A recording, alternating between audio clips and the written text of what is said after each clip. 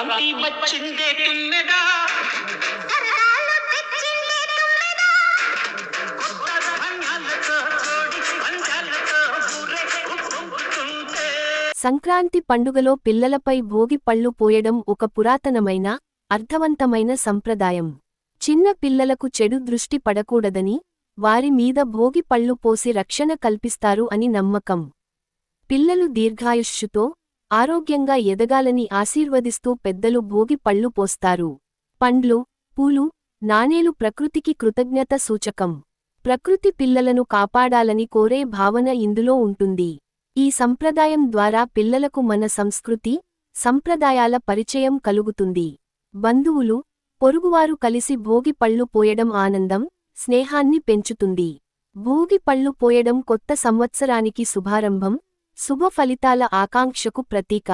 భోగిపళ్ళు పోయడం కేవలం ఆచారం కాదు.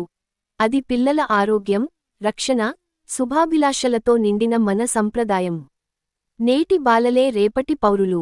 రేపటి దేశ భవిష్యత్తు నేటి తరగతి గదిలోనే రూపుదిద్దుకుంటోంది.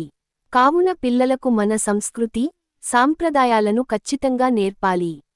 సంక్రాంతి భారతదేశంలో ముఖ్యంగా తెలుగు ప్రజలు ఎంతో ఆనందంగా జరుపుకునే పంటల పండుగ. ఇది ప్రతి సంవత్సరం జనవరి నెలలో జరుపుకుంటారు. సూర్యుడు మకర రాశిలోకి ప్రవేశించే రోజును మకర సంక్రాంతి అంటారు. భోగి, సంక్రాంతి, కనుమ అని 3 రోజుల పాటు ఘనంగా సంక్రాంతిని జరుపుకొంటారు.